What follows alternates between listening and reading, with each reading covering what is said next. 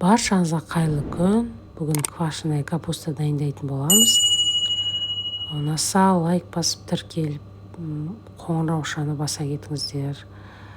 Ол үшін бізге капуста қажет болады. Капустаны теркімен осылай теркілейміз. Егер теркіңіз болмаса, онда жұқалап пышақпен турап шықсаңыз болады. Енді осы мінекей болды.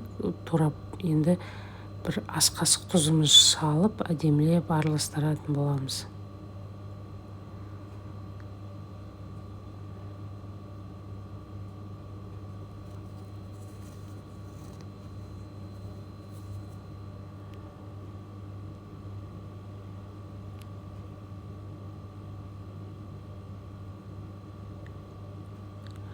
Енді шекерімізді саламыз. Описанияға жаза кетемін, қанша грамм қалай салу керек екен. Описаниядан оқысаңыздар болады. Шекерімізді салып, неке дұрыстап араластырып аламыз осылай тағы да. Содан соң морковымызды теркілеп дайындап қоямыз. Неке морковымызды тағы да әдемілеп араластыратын боламыз.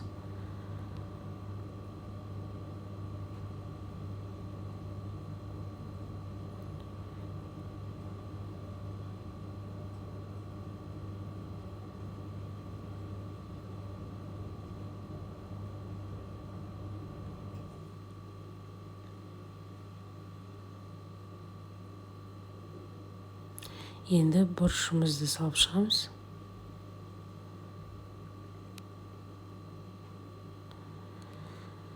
Бұрышымызды салып тағы да араластырамыз.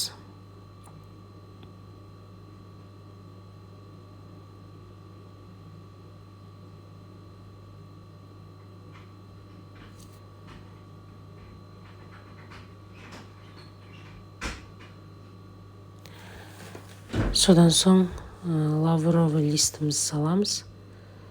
Лавровый лист по вкусу салсаңыз да болады, салмасаңыз да болады. Мен салам осылай. Тағы да араластырып аламыз. Содан соң банкіге нығыздап салып шығамыз.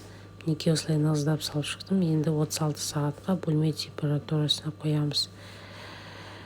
Неке осылай бөлме температурасына тұрғаннан кейін суы шығуға қажет.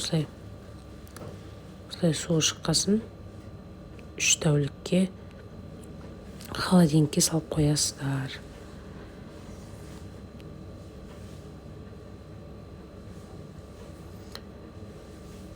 Неке осылай болу қажет. Көріп шыққандарыңызға рахмет, сау болыңыздар.